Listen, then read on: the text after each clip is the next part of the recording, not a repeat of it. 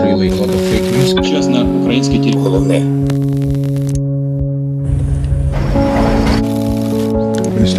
BBC? Are they going to get past you, or are they going to get past you and these men?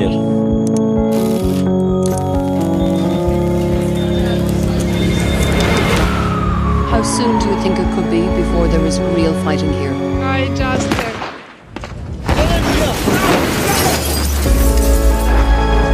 It's awful they couldn't come with you.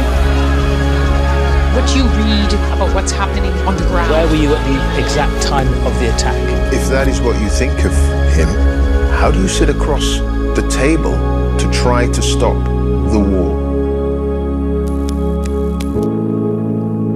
And we're live in 5, 4, 3.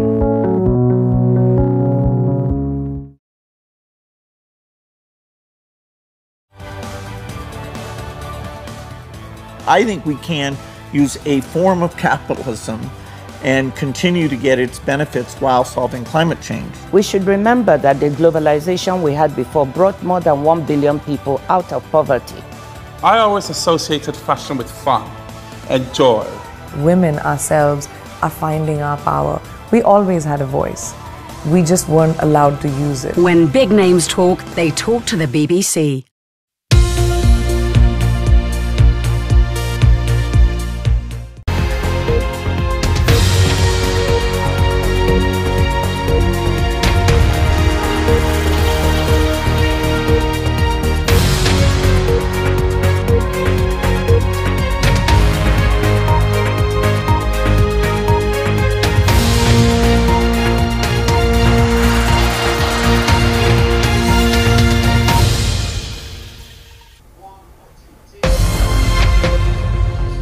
I'm Sumi Somaskanda in Washington, and this is BBC World News America. Arriving for an arraignment, Donald Trump is back in New York to face criminal charges. He's due to surrender to authorities on Tuesday. Unconfirmed video shows the moments before a Russian pro-war blogger is killed. A 26-year-old Russian woman is in custody. Finland will join NATO on Tuesday, becoming the 31st member of the military alliance. Plus, technology from another time. We mark 50 years to the day since the first mobile phone call.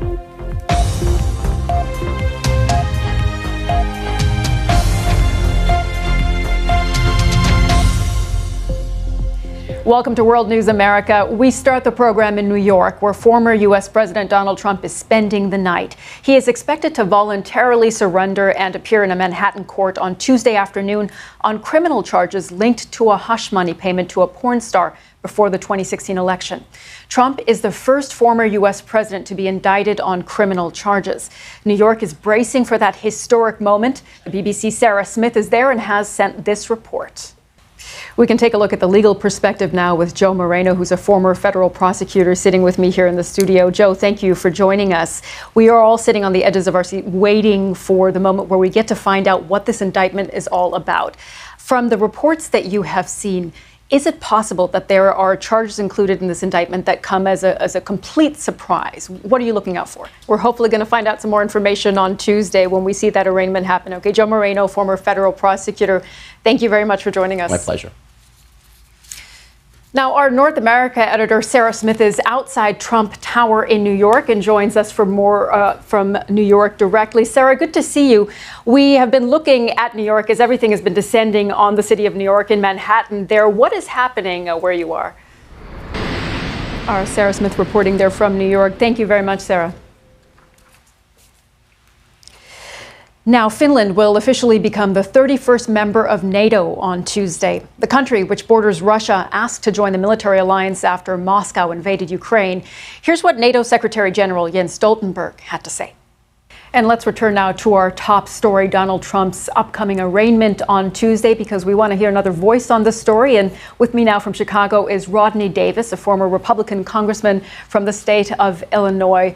Mr. Davis, thank you very much for joining us. I want to jump right in and ask you about the criticisms of this case. What we have heard from, in particular, many Republicans is that Alvin Bragg, the district attorney from Manhattan who brought this case, is trying to bring down the former president. How do we actually know that that's the case and it's not the district attorney following the letter of the law? For Former Republican Congressman Rodney Davis in the state of Illinois, thank you so much for sharing your thoughts with us on our show. Thank you.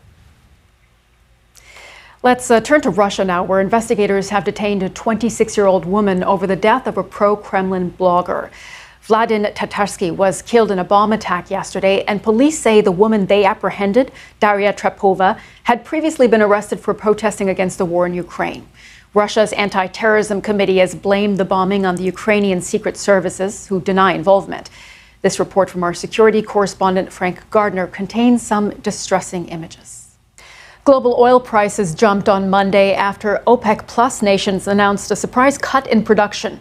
The group plans to trim output by more than 1 million barrels per day. That announcement raised concerns over tightening supplies. The Biden administration says it was given a heads up ahead of the decision and that it disagrees with the cuts. NASA has revealed the 4 astronauts who will help take humanity back to the moon for the first time since 1973. Ladies and gentlemen, your Artemis II crew.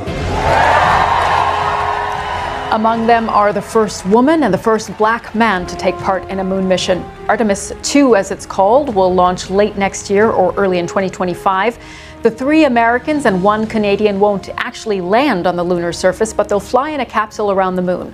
The mission sets the stage for a touchdown by a later crew. And before we go, an anniversary from a simpler time in the world of technology. 50 years ago, on April 3rd, 1973, the world's first mobile phone call was made from a street corner in New York. An American engineer made the call to taunt a rival that his invention was a success. The phone was about 4 times the weight of a modern iPhone 14. It had no screen, no camera, and no messaging functions. The phone also took 10 hours to charge, providing only half an hour of talk time. I'm Sumi Somaskanda. Thank you for watching World News America. Please stay with us and do head to our website for more information. Thanks for watching.